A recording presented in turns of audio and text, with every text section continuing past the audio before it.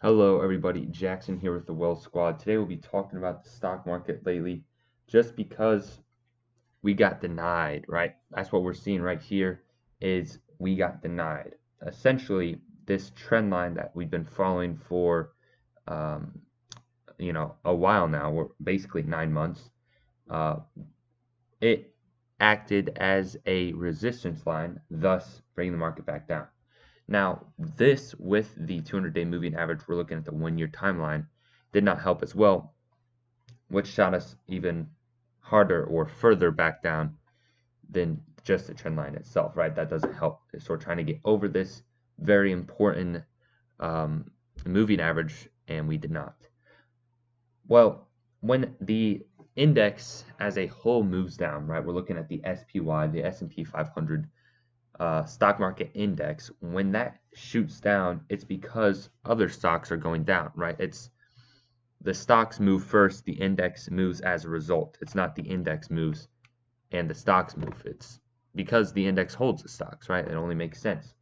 So to look at Apple, which is the largest company in this um, index, you can see the past 2 days, 3 days have not been very good. Cannot get over this 200-day moving average. And with the China news that Apple's trying to move away from China just because of all the um, there's a lot of commotion going on in China right now within Apple. A lot of people just not wanting to work in these Apple manufacturing buildings anymore, and that's something to look into a different episode or different video, or just do it on your own. Apple and China. We can try to get some headlines here.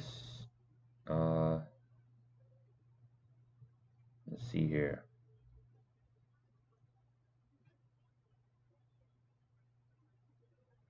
Um, well, scaling back on self-driving car. I'm sure that doesn't help. A whole bunch of stuff with the Taiwan manufacturing plant. Um, we can see here an Indian move away from China. So it's a lot of moving away from China. A lot of it with COVID stuff because China's still dealing with that. A lot of it with just the government that China has. But regardless, Apple has the biggest market share in the SP 500. It has negative news. The whole market kind of dumps along with it. Let me X out of this. But because of Apple falling down as a result, the market itself falls down. So another stock that I just saw is Nike, and this is a perfect illustration of the 200-day moving average power that it holds. Is we saw Nike at 112, got denied, could not go over that moving average for a very long sustained time, thus moving it back down. Now we're back at 108. Hopefully we get back in the 90s because that's surely a buy. Besides that, we see stocks like Visa going back to that 200-day moving average. Microsoft not even getting close. The trend line, not even. It's just the market doing that. Same thing with Google here. Home Depot falling back onto that trend line. So there's many different ways a trend line could play in a normal stock market day, right? This is where it acted as resistance. It shot over that resistance. Now it's acting as support. Can it stay above that and bounce off of this trend line? If not, then it will soon act as resistance again, as it will try to break free above that price, but probably end up failing to do so. All in all, market does not look like it's done going up and down. I think we are looking at more down than up before Christmas. Now, what happened a while ago, and I think it's important to look into this. Let me actually, so I believe it was 2018 or something. Yeah, okay. So this is the Christmas rally where the stock market jumped the most I've ever seen it before COVID. And the SPY was at 234, and then day after went from 234 to 246. Oh, so let's look at that percentage. I believe up 5%. Yeah, up 5%. Tech up much more than that. but that's a Christmas Day rally that we might run into again.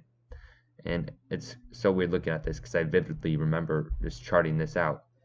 But that's something to look into because along with all the COVID stuff going on, which not much anymore, it's just the inflation impact. We're also looking at tax loss harvesting. So anyone who's lost money in stocks over the year, they could sell and write off that loss off of their taxes and pay less taxes to the government. It's up to a certain amount. You have to talk directly to your accountant, but I believe that is a good motivator to sell your stocks before the end of the year, right? To get that loss on your income, on your taxes, so you don't, you don't pay the government as much as you would if you didn't sell. And so that's something that could come into play, or we could look into a Santa rally, which is what we saw in 2018. So a lot of stuff going into play. However, I do think for the next 2 weeks, I say we are going down. Right? That's what the charts say. That's what individual stock charts say. Up until a certain point, it's not going to go down forever. It never does. But up until a certain point, right? We're at 392 SPY. We're trading at 350, 360 like it was nothing. So wouldn't be too surprising to see that again. However, I don't know if we're going to see that before the end of the year. That's the video, guys. Hopefully you guys are staying safe, not losing too much money. The good thing is this market, one of the worst I've seen, and it's down 17% over the last year, and at times it was down much more than that. So I don't think that it's going to continue for very long. We are down 27% at one point, and those happen, I believe, every 5 years or something like that. 50% drawdowns like every 20 years. So I don't think we're going to see a full-on 50%. That'd be a little crazy, but who knows? We are looking at the 5-year chart, 200-day moving average. That price is at 360 right now. So if we could see 360 again, I wouldn't be too surprised. That'd be a good buying price as well. That's the video, guys. Thank you for watching.